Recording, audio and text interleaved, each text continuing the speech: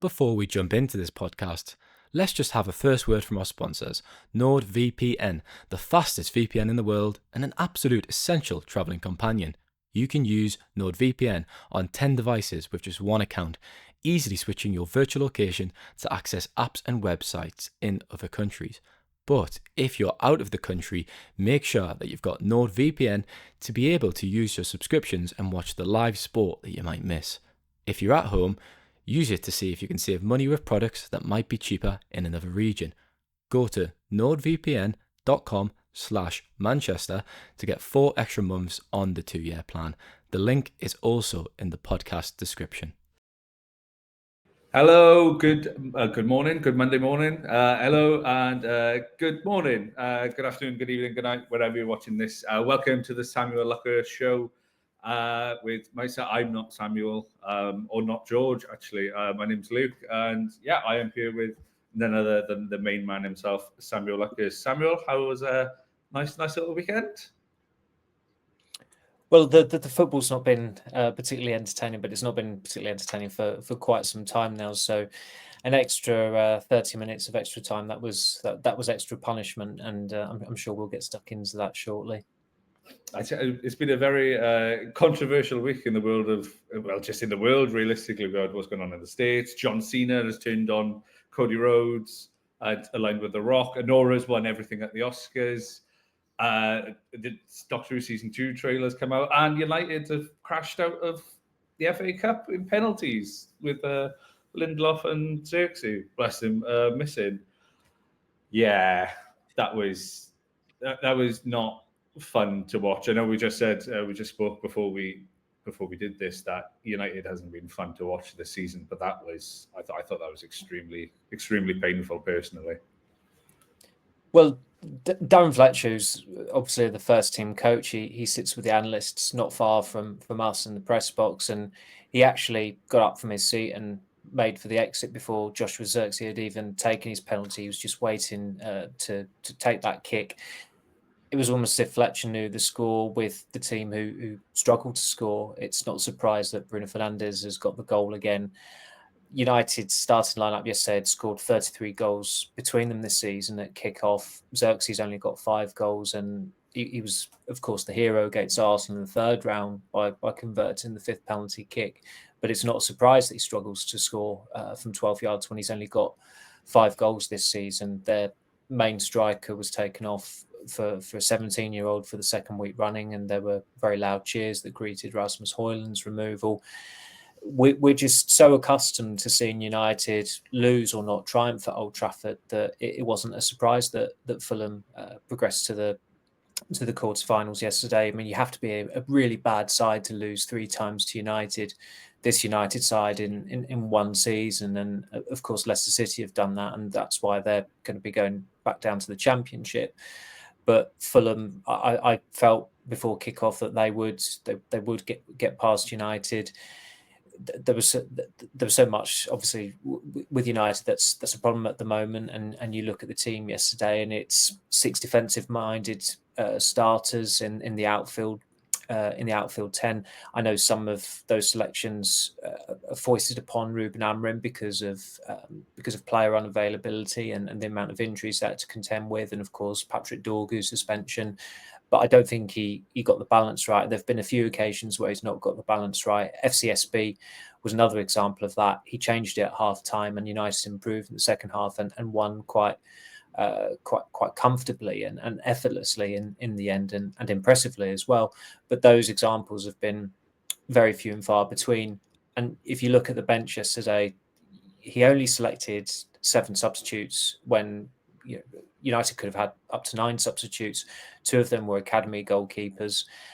Okay, Casemiro and Alejandro Garnacho came on and did pretty respectably, but Fulham had really impressive depth on their bench, and 2 of their substitutes scored in the penalty shootout, whereas United had Victor Lindelof taking the 4th penalty kick, which I just didn't understand whatsoever. I'm well aware that Lindelof decided the Cup semi-final shootout against Brighton a couple of years ago with a very, very good penalty, but that was a penalty in sudden death. And it also came after Solly March had missed his penalty, had skied his kick. And the dynamic is very, very different then. you put yourself in Lindelof's shoes back then. He must have felt confident stepping up, knowing he had the chance to win the shootout. Yesterday, even though it's one of the first 5 penalty kicks, and you think a sudden death kick will have more pressure on it or width attached to it, not necessarily. And it's very different for a defender who's not renowned for his ball striking ability or his penalty taking to be taking a penalty ahead of a striker. Okay, he's only 17, Chido Obi, but also Alejandro Garnacho. Garnacho's taken a penalty at the Stretford End in a Youth Cup final. He took a penalty and scored in the Community Shield shootout back in August. So there's a different kind of pressure that comes with that. And there were an awful lot of quizzical glances exchanged when Lindelof did step up to take that 4th penalty kick. And I don't think anybody was remotely surprised that he failed to put the ball past Bernd Leno. And the damage was done there. Obviously, Joshua Zirkzee missed or had his penalty saved. And that was the final kick. That was the one that decided the shootout once and for all. But the damage was really done with Lindelof's kick. And in terms of the bigger picture, this is shaping up to be United's worst season since they were relegated in 1973-74, unless they win the Europa League, which would be a remarkable salvage operation, because I don't think there's a great deal of expectation for them to even get past Real Sociedad, never mind win the Europa League, which really just does highlight or reaffirms the dire straits the club are in at the moment. But this time in 2 weeks' time, United season could effectively be over. And I know it's not particularly impartial, but I want United to stay in the Europa League because it means there's something riding on the season going into April and going into May. If there's nothing riding on it other than just how high or how low they're going to finish in the Premier League, it's going to be a pretty miserable and grim final couple of months of the campaign. I mean, I know Zirkzee missed his penalty, but at that point, I personally felt for Zirkzee. I was like, he's going in last. I was like, what happened before previously, missing the pen? And then coming back and playing well against Arsenal, scoring, and then missing this one again. It doesn't seem like, I don't know, it's not kicking on really for him. And I don't know why. It just seems, I just feel for the guy. I really, really feel for him at this point. I know the damage was done and it's not all on Zirkzee, but I was like, oh man, like as soon as he stepped up, I was like, oh no, I know where this is going before he's even kicked the ball. Yeah, it did have an air of inevitability about it that he wouldn't put that penalty away, having stuck a penalty away two rounds previously. In fairness to the United fans, they sang his name after he was just, he tried to hide his face in his shirt. He was completely crestfallen by not scoring, and there is an awful lot of goodwill towards him because I think United fans recognise that he has tried and he's shown really good character since that pretty infamous substitution in the 33rd minute against Newcastle, and he has made some headway, but it's not been enough. And again, how often will we speak about a player or the problems at the club and we go back to recruitment? As commendably as he's trying, he really should not have been signed by the club in the summer. And there were 2 reasons why they signed him. One, he had a pretty prudent release clause. Secondly, he was Dutch. And for Manchester United to be signing a player on that criteria is ridiculous. And I'd never watched Zirkzee, and I spoke to someone who'd actually managed against Zirkzee. And from just one WhatsApp message, I knew what to expect from him. And I knew that United were not getting the profile of player that they needed. And that's why there's an awful lot more pressure on Rasmus Højlund's shoulders. And let's face it, he's buckled. He's not scored in 18 games. But with him, you can go back to the infamous summer of 2023 when United, Erik ten Hag logically wanted Harry Kane. The hierarchy at United refused to deal with the Tottenham chairman, Daniel Levy. So they went for someone who was 10 years younger than Kane. I mean, that's a completely different profile of striker. And it was a much worse striker as well in Højlund. He had a mediocre goal scoring record in Italy, Austria and Denmark. And all of a sudden, Manchester United are paying up to £72 million to make him their starting striker. He should never have been bought for that role. And going forward, his role in that team, if he is to have a role, is as a squad player, it's as a backup striker, it's as an impact striker possibly.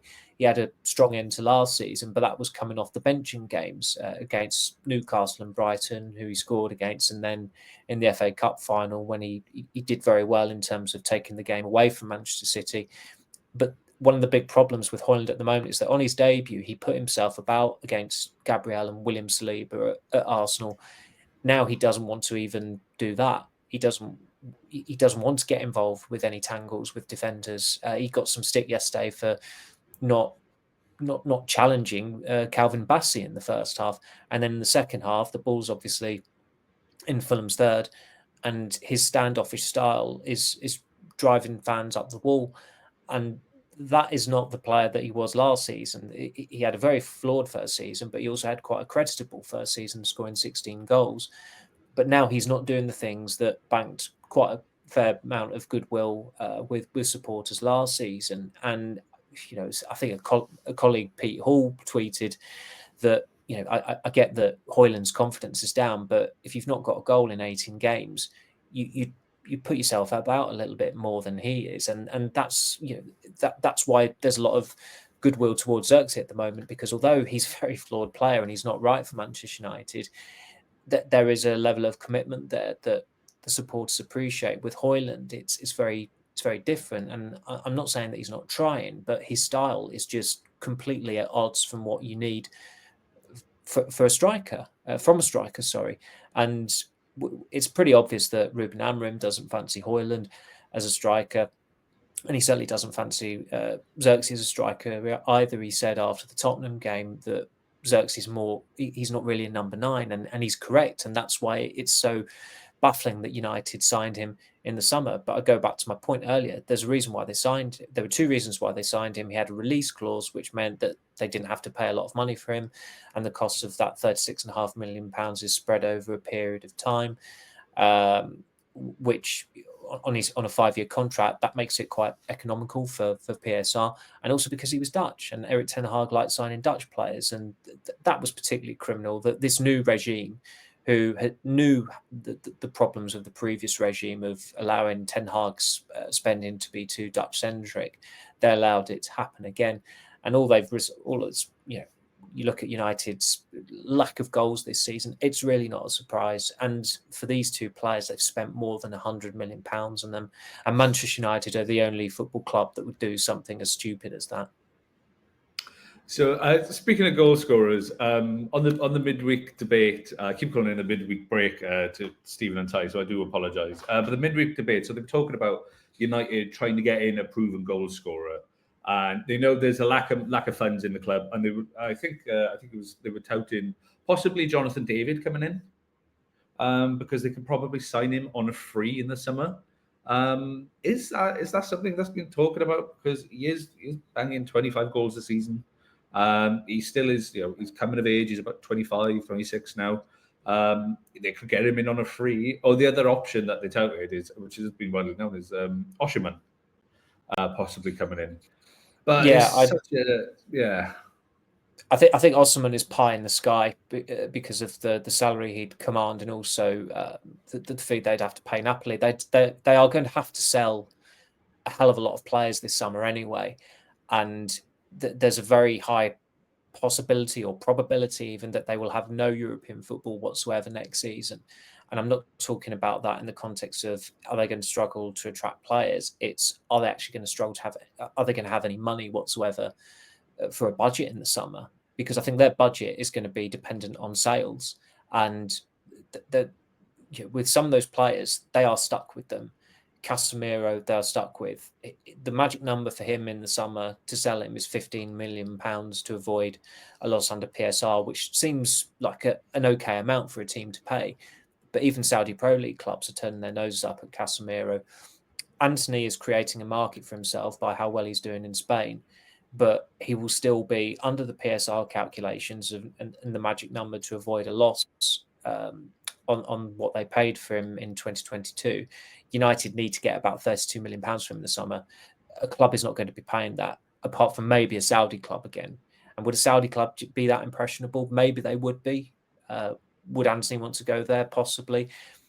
But I still think that's a big if. So the get out with some of these players is a club takes them on a season-long loan with an obligation to buy, and the majority of all of their wages are covered. And that's a way of getting a player off the books, or mostly off the books next season, without selling them, because United are historically dreadful at selling players. They got better last summer, and that was out of necessity because of PSR, to certainly to buttress their own budget and what they wanted to do. For example, Scott McTominay had to leave for Manuel Ugarte to come in, which I completely understood because they needed a defensive midfielder, and McTominay was a sellable asset. They probably should have got more money for him, but their bargaining position was weak because of PSR and the needs for the own squad. And United are stuck in this constant cycle of needing to have a big summer every summer, and they need to get out of that at some point soon. And they're not going to be able to anytime soon, because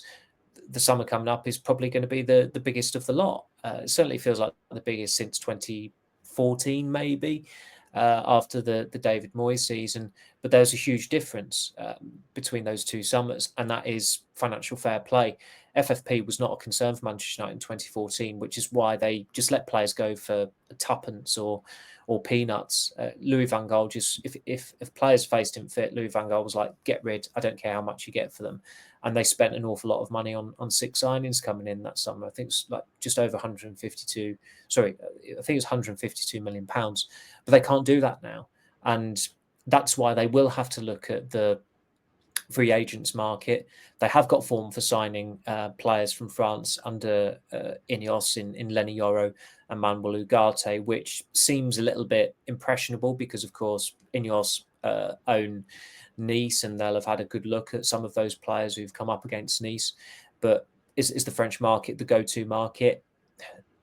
I think that's debatable. I mean, Ugarte's done okay at best, you would say, but he has tailed off in recent weeks as well. He does have the benefit, at least, of playing under a coach who knows him from his time at Sporting.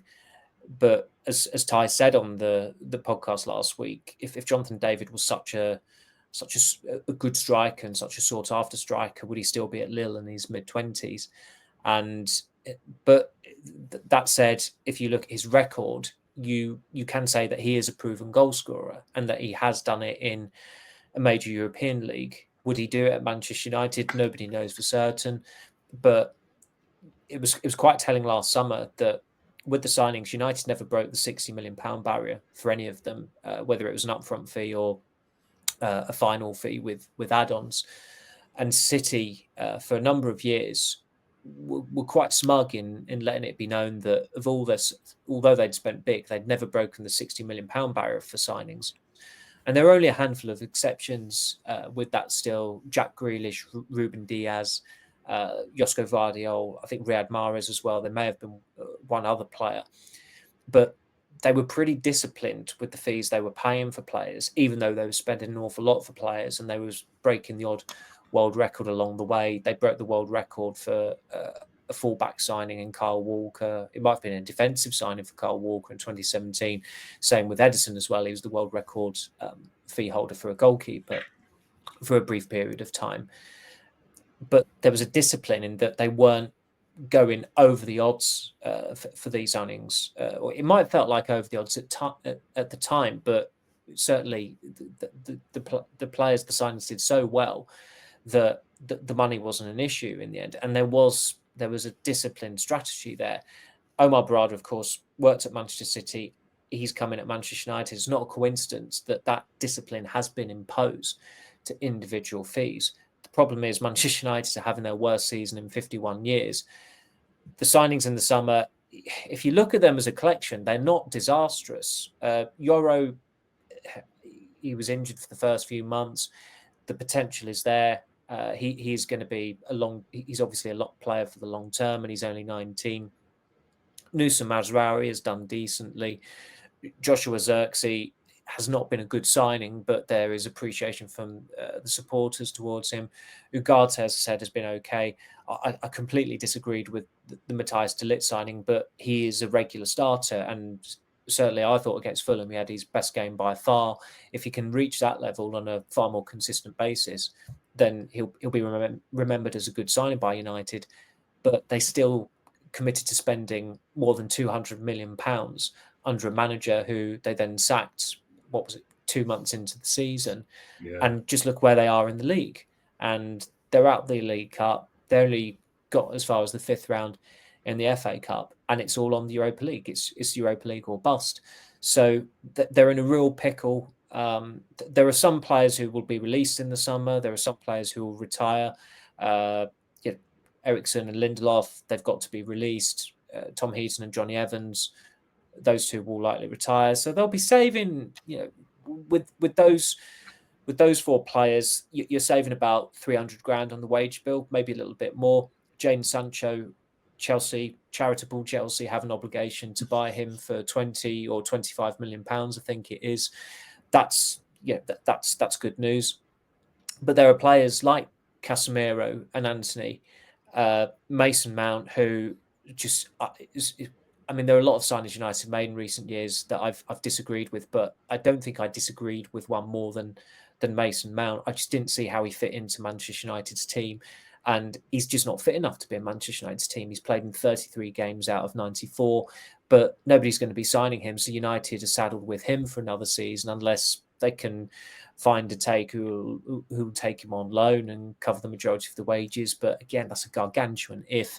The same applies to Luke Shaw as well. Someone who's not started in over a year is probably on just over 200 grand a week at United. He's still got 2 years left on his contract. They're saddled with him. They're probably saddled with Rasmus Højlund as well, unless there's a taker out there who will try and get him on the cheap. But as I explained earlier, that whole practice, it doesn't really exist now because United can't countenance a player leaving on the cheap because they'll make a loss under PSR.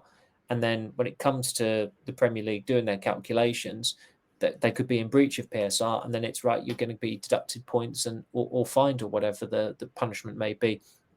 So they can't get to that stage, but they have got to be quite clever in terms of getting players off the books, whether it be a season-long loan with the majority of the wages covered. I think we worked out that they'll have saved about £6 million on Rashford and Antony going out on loan to Aston Villa and Real Betis for the remainder of the season.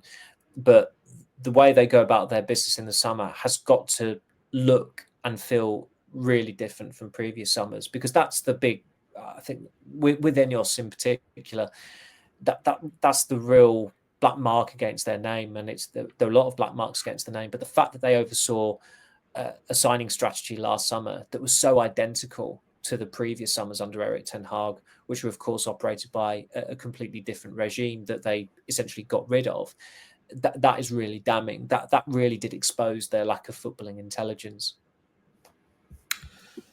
Yeah, no, I'm completely in agreement. I think it's going to be a very, very, very interesting summer coming up, and I can't see United pushing much further than mid-table. I think we'll leave it there for part one. We'll come back to part two. We'll talk a little bit more about the FA Cup and maybe some Bruno Fernandes and some Reuben Amorim stuff as well. So yeah, thank you for listening to part one. We'll see you with part two.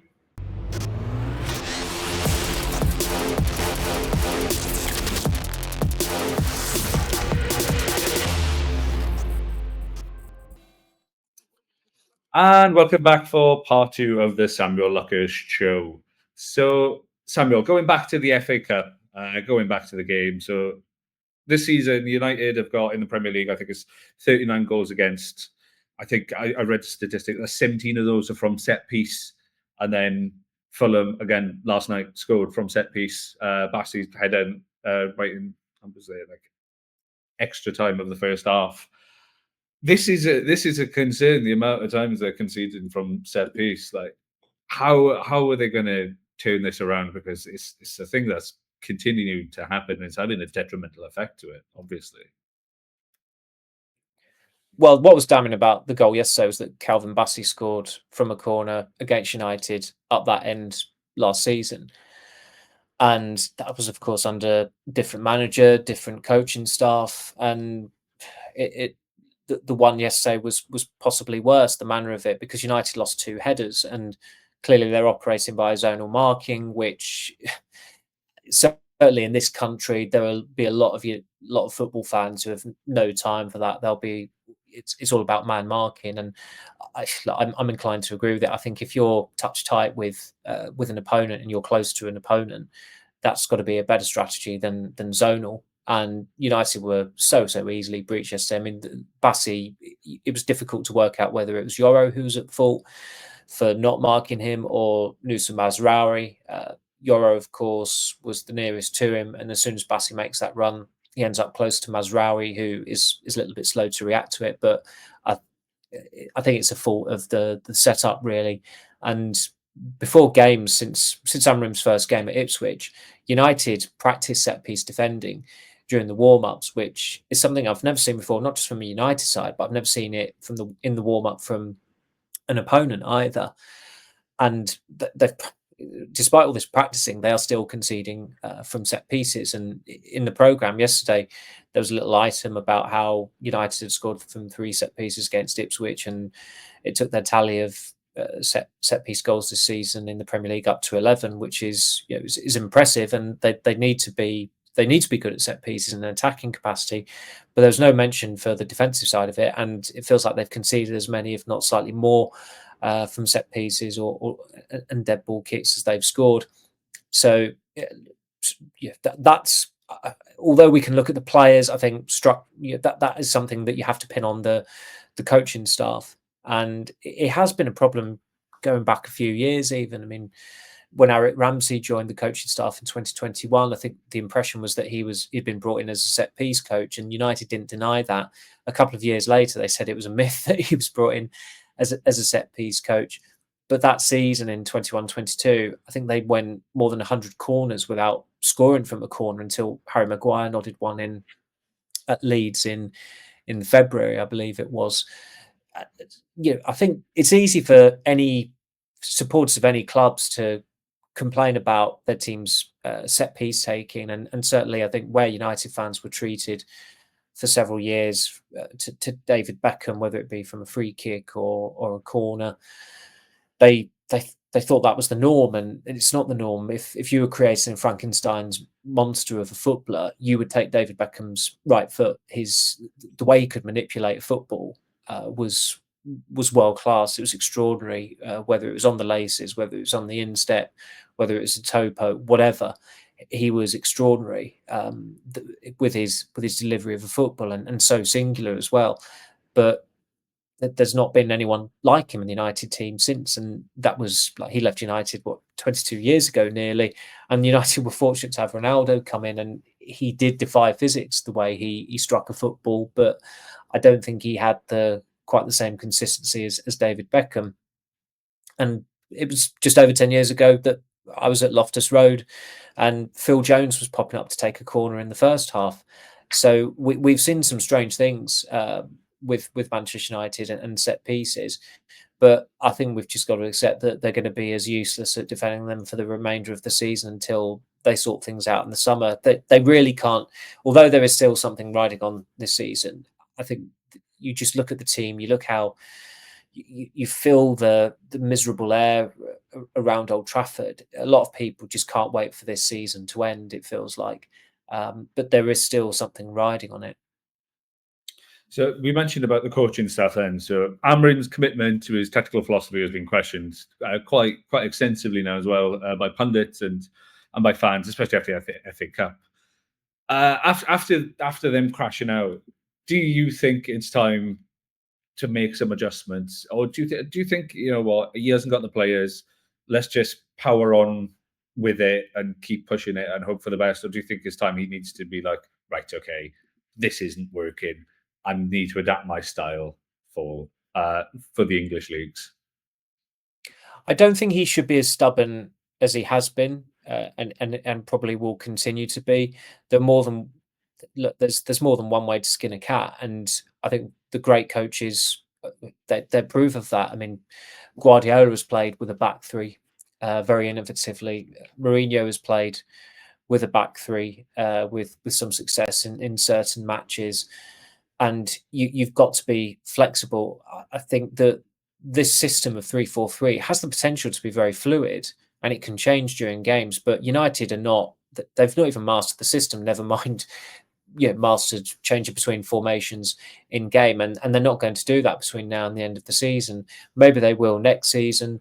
And you look at Patrick Dorgu's performance against Everton, where he was the most consistent. He was the only consistent performer from start to finish. He's a player who was signed specifically for the system. So that's a modicum of encouragement. But as I said earlier, the personnel problem on Sunday was that there were 6 defensive-minded players in the outfield 10. So you were left with only 4 attack-minded players. One of them was Højlund, who's not scored in 18 games. One of them was Zirkzee, who's got 5 goals all season. Fernandes is the talisman still, and probably always will be as long as he's at United. The other one was Eriksen, who is, let's face it, he's better off the bench these days, and he will be released in the summer.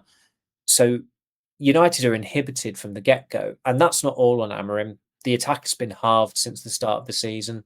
I don't think any United fan, right-minded United fan, misses Antony or Jadon Sancho or even Marcus Rashford, but they had to bring someone in to offset those absences, especially in January when Rashford and Antony went out on loan.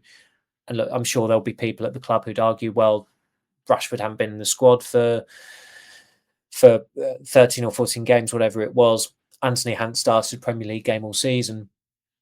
So it didn't really make much of a difference, but you were taking a risk there. And of course, the following week after the window closed, Ahmad got injured. He'd been United's best player of the season. And all of a sudden, it feels like you're screwed, frankly. And United are screwed at the moment because they've not made any attacking reinforcements. And the failure to do so is completely unacceptable because I know money is tight and et cetera, and we've had their version of events as to why they didn't sign that striker or forward in the winter window. But they did invest £25 million to sign Patrick Dorgu, a left back. And absolutely United need to strengthen their left-hand side this year. But was that the go-to signing they should be making in January? No, it was someone who's actually quite reliable at scoring goals. And I know that's a very difficult market to dip into in midway through the season. It's not ideal.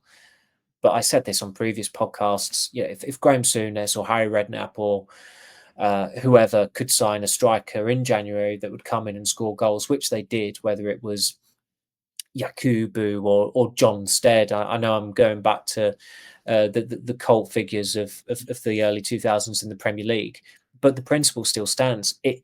I refuse to believe there was absolutely no one out there who was attainable, who would have improved Manchester United as far as goal scoring was concerned. And United said they didn't just want a short-term fix. They wanted someone who would be long-term. Needs must. Do you want to have a successful season or not? And the impression they've given is like, let's just toss off this season. And that's the way it's going, unless they can get past Real Sociedad and hopefully give the supporters something to look forward to just before Easter in April. Well, we know Amorim's goal is to win the Premier League. We saw his comments last night because him and Wayne Rooney were kind of taking pot shots and jabs at each other, with Rooney saying Amorim is just being completely naive, and Amorim saying that, well, he's not being naive. That's why he's at Man United, managing United at 40 years old. So I thought, I think it's becoming a bit of a disconnect. I think people want results from this team, and they want Amorim to come in and do a job, but it just doesn't seem to be working at the moment. On a question, do you think Amorim's still going to be here this time next season? I hope so. And I think he should be. I think even if United had somehow got relegated this season, which they just weren't going to because the bottom three are so ill-equipped and so dismal to stay in the Premier League. But you can't just keep on oscillating from manager to manager and different style to different style and different nationality to another nationality. And that was why a lot of fans were against the prospect of sacking Ten Hag, which I completely disagreed with. He should have been sacked after the FA Cup final. It was completely the logical time. And if they'd done that, they would be in a better position than they are now, because they wouldn't have had as questionable a summer transfer window. the new coach would have been able to have a pre-season. The players would have been able to take his ideas on board and be prepared for that from the start of the new season. And there's no way that they would be marooned in the bottom half of the table like they are now. So I think I can't say with any, nobody can say with any certainty if he will be here this time next year, but he should be. They'd have to pretty much like lose every game at the start of next season in the first few months for me to think, you know, they need to change now. But this is the invidious position they're in, because they've got a coach in whose tune they're dancing to as far as his system is concerned and the way he plays with 3-4-3. And there's only been one coach who's won the Premier League title with that setup, and that was Antonio Conte with Chelsea back in 2016-17. So that's how rare it is to achieve that goal in that system, and I'm sure that will provide a follow-up for Amorim after his comments to the BBC and of course what Rooney made of it as well. But he needs backing in the summer. Is he going to get that backing? It's up in the air, because Manchester United might not have any European football to offer next season. They're not going to be in the Europa League next season. They're not going to be in the Conference League next season, because they're not going to finish in the top half of the table. But they could be in the Champions League if they win the Europa League. And as I said, that would be a remarkable recovery, because this has been an absolutely dreadful season. And if they finish below 13th, it will be their lowest ever finish in the league table since they were relegated in 1974, which would be quite apt for this team. But whatever happens between now and May, if United win nothing, if they win the Europa League, it can't change how they go about gutting this squad, because it needs gutting, and they need to ensure this is the last summer that they just have a mass clear out, because we've been talking about this for 3 or 4 years on the spin. Like, they need a mass clear out. They need to get rid of this player, that player, the other player. That has got to stop, because it's not financially sustainable, and they don't have the funds to do it, and they don't have the team to do it. They don't have the squad to do it. So although he is hampering United at times with some of his selections, and looking too defensive minded as well, and playing fullbacks on the wing, which I've never agreed with, but he's now having to do because there are no alternatives. Amorim is also hampered by the financial mismanagement that's been going on at the club in recent years before he came in. So speaking of looking at the FA Cup, the goal scorer, I know I'm going to touch on something that you touched upon on Friday with George, but talent is not enough. Bruno Fernandes' leadership is coming into question. I know you spoke about it on Friday, because I was in the background listening. Yeah, do you think? I know Amorim is backing Fernandes and saying they need to keep him in the summer as well. He's their best player. They need to do this. But is he the right player for United? Is he the right player for this team, do you think? And is he the captain? Do you think he should retain the captaincy? Yeah, I don't think that's even for a debate. That there's a reason why a podcast that has got, apparently its numbers are starting to dwindle, it decided to become quite shouty last week and just have a bit of a ding-dong initiated. A lot of podcasts are just really scripted and quite inauthentic, and I don't think they're particularly informed or offer ample context behind what's going on. I touched upon Fernandes on Friday's podcast with George, that look, there are a lot of flaws with him. He does complain a lot. He complains too much. He whinges too much. He's too theatrical at times. But you look at that goal yesterday, I don't think there's another player in the United squad that can do that. It was a good cross from Dalot, but it was a difficult cross. It was curling, and Fernandes, with his weaker foot, got clean, precise connection through the Fulham player's legs right into the corner, out of the goalkeeper's reach. That's a world-class finish. It didn't look like a world-class finish because he made it look so easy, but the more you analyse it, the better it looks. And there's a reason why he took the penalty first. You knew that he'd score his penalty. There's a reason why Manchester United fans chanted his name quite early in the first half because they recognised his commitment and his qualities. And if they had more players of Fernandes' mentality and ability, they would be in the top half of the table. They would possibly be in the top 4. But it is becoming a marriage of convenience because Fernandes signed a new contract last year, and he deserved remuneration because of what he's done and his importance to United, and he had a good case for that as well. But also, I think it was a bit weak of United just to yield there when they're talking about being financially sustainable and being more disciplined. And also, he is a moments player. There's a reason why Manchester City didn't go ahead with signing him in the summer of 2019. There's a reason why Liverpool took a look at him and decided he wasn't for them. Those two teams have been the only two clubs that have won the Premier League title in the past 7 years. And there's a reason why Fernandes is at United. He's a moments player. United are a moments team. They don't have any structure. They don't have much of a strategy at the moment. Maybe they will in time under Reuben Amorim. And that's why some fans, some punters look at Fernandes and say, oh, he's a problem because where United are going to get to with him in the team. But you take him out of that team and look how bad they are. I think you can only really have a clean break once Fernandes leaves the club, and that's probably not going to be for a while longer yet. As I said, he signed a new contract last year, and I don't think there's going to be a big rush from any big hitters in Europe to go for Fernandes to try and prize him away from United.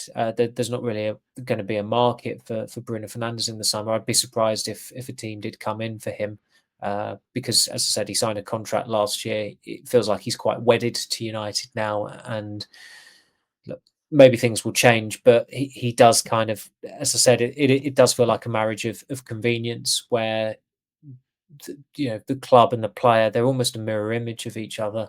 And Fernandes will probably win the Smack Busby Player of the Year award again this season. This particularly where Ahmad has got injured and he'll have missed the final 3 months of the season, so that pretty much kills his chances of winning that. Up until his injury, he had been United's Player of the Season, but Fernandes will probably win it for the 4th time during his United career, and that is an impressive streak. But also, it does highlight how bad they've been. The fact that, I mean, the first time he won it, he made his debut in February because he signed in January, and they still gave the fans still voted him the Player of the Year for that season, because without him, they wouldn't have qualified for the Champions League. They wouldn't have finished 3rd in the Premier League. So that's how important he's been.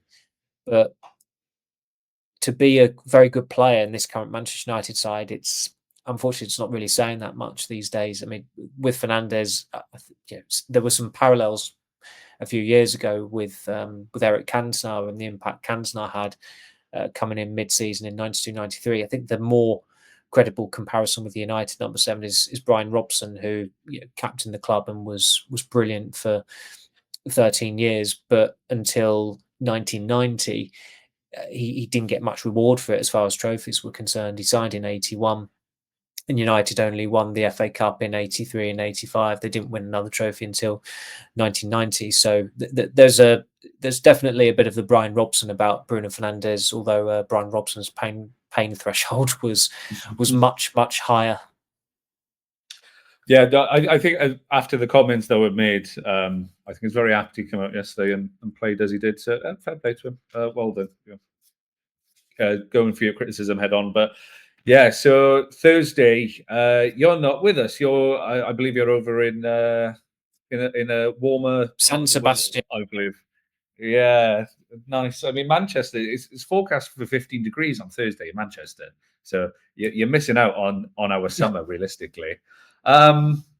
So yeah, Europa League. So this is massive now. This is their season really. This is it for United.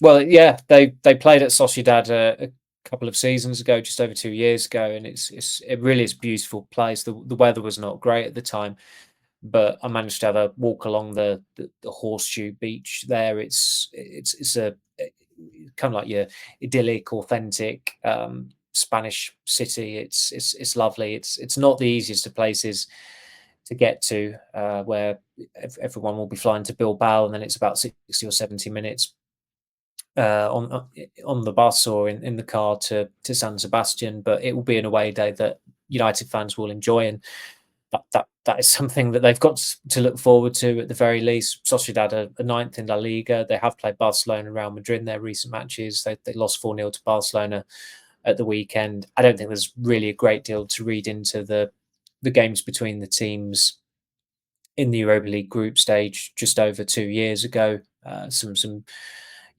first result when United lost, it was the night the Queen died, and Sociedad won via a penalty that was given for like a ridiculous handball against Lisandro Martinez. The second game, United won 1-0, but they needed to win 2-0 to top the group. So those games, I think I've given them all the attention they merit right there. But obviously, Sociedad have got some players that will be familiar to English audiences in Zubimende and Oyarzabal.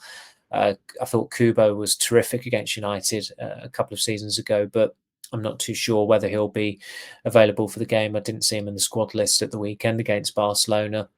But where Sociedad are 9th in La Liga and United are 14th in the Premier League, I think it's fair to put Sociedad down as favourites for this tie, even though United have for most of the season been one of the favourites to win the Europa League just by virtue of their profile. So these two games are huge because the season rides on them, and the season rides on the Europa League, and that's why United have got to be on it. I said after some of the teams went out in the FA Cup the 4th round stage, if any team is serious and has got their wits about them, they should be winning the FA Cup because it had opened up for a couple of teams there. But United also went out of it at the weekend, which was not a surprise. And you look at the teams remaining in it, there are teams better than United left in the FA Cup, but it still would have been a really good chance for them to have won that competition. And this is the problem, one of many problems they have this season. There are these opportunities, and the Europa League is another opportunity. The competition's quality has been so diluted by this ridiculous new format, and it's not a good competition because the caliber of teams is actually pretty low, and you've not got any Champions League teams dropping down into it either. But I don't think there are many out there who have faith in United to really get their act together and go all the way like they did in 2017. Well, we will leave it there for today because it's been nice talking to you, Samuel. It's been nice talking to you. It's the first time we've done it. Thank you very much. We've spoken like this, and it's been very nice. Thoroughly enjoyed it. But yeah, so that's it from the Samuel Luckhurst Show today. United got a big game coming up on Thursday. So yeah, let us know in the comments or on Twitter or wherever you're listening to this, watching this. We're on YouTube, Spotify, Megaphone, Dictaphone, Radio, wherever you consume your podcast media. Please do like, share, follow. Let us know in the comments as well your prediction. Do you think United are going to come back with a result, or do you think they're going to falter like they did in the FA Cup? And we will. I believe we're back with you on Friday with you and George. I believe so. So that will be grand. So don't forget to like, follow, subscribe. And we'll be back with the midweek debate on Wednesday, and then with another episode of the Samuel Luckhurst Show on Friday. Until then, take care.